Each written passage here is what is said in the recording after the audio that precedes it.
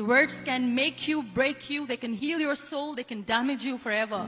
So I always try to use the positive words in my life wherever I go. They call it adversity, I call it opportunity. They call it weakness, I call it strength. They call me disabled, I call myself differently abled. They see my disability, I see my ability. There are some incidents that happen in your life, and those incidents are so strong that they change your DNA. And I'm going to share what exactly happened to me. I was 18 years old when I got married. And this thing I'm sharing for the very first time on an international level. I was 18 years old when I got married. I belonged to a very conservative family, a Baloch family, where good daughters never say no to their parents.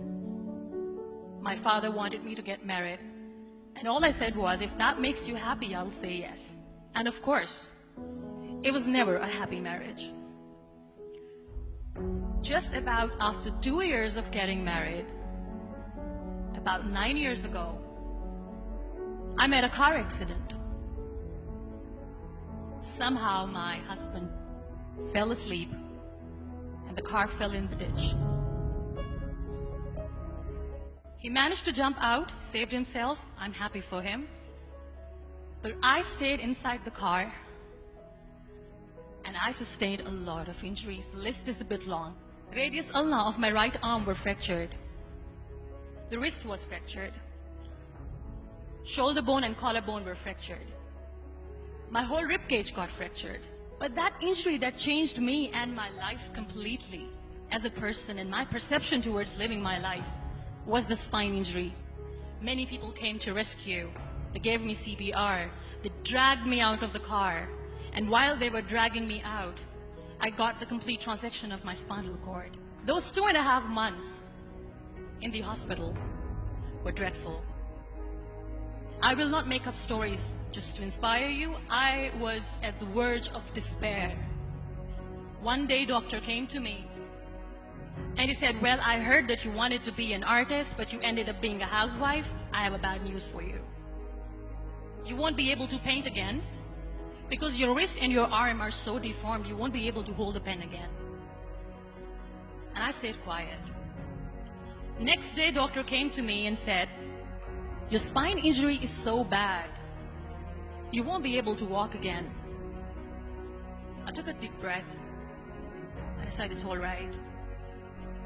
The next day, doctor came to me and said, because of your spine injury and the fixation that you have in your back, you won't be able to give birth to a child again.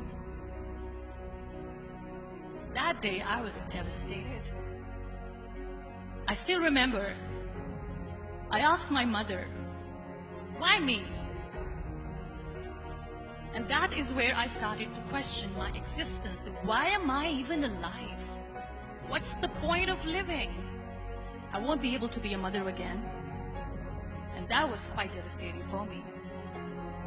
But then I realized there are so many children in the world, all they want is acceptance. So there is no point of crying, just go and adopt one. And that's what I did. I gave my name in different organizations, different orphanages. I didn't mention that I'm on a wheelchair, dying to have a child. So I just told them that this is Muniba Mazari and she wants to adopt a boy or girl whatsoever, but I want to adopt a kid. And I waited patiently. 2 years later, I got this call from a very small city in Pakistan. I got a call and they said, are you Muniba Mazari? There is a baby boy and would you like to adopt? And when I say yes, I could literally feel the labor pain. I said, yes, yes, I am going to adopt him. I am coming to take him home. And when I reached there, the man was sitting and he was looking at me from head to toe. And in the back of my head, I kept thinking that, oh, he's going to say she's on the wheelchair. She doesn't deserve it. How is she going to take care of him? And I looked at him and I said, do not judge me because I'm on the wheelchair. But you know what he said?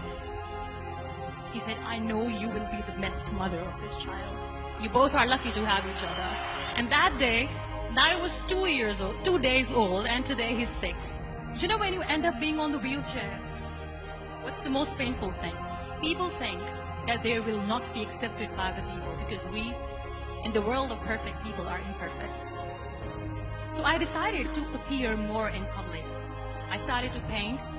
I always wanted to. I have done a lot of exhibitions. I'm Pakistan's first wheelchair-bound artist. I have done a lot of modeling campaigns. I became the National Goodwill Ambassador for UN Women Pakistan, and now I speak for the rights of women, children.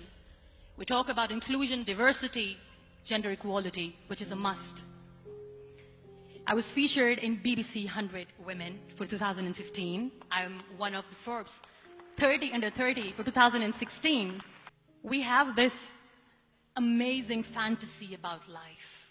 This is how things should work. This is my plan. It should go as per my plan. If that doesn't happen, we give up.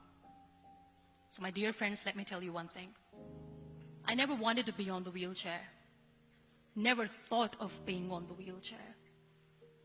I was always aspiring to do bigger things, but had no idea that for that I had to pay the price to be where I am today. It's a very heavy price. It is okay to be scared. It is okay to cry. Everything is okay, but giving up should not be an option. They always say that failure is not an option. Failure should be an option, because when you fail, you get up, and then you fail, and then you get up, and that keeps you going. That's how humans are strong.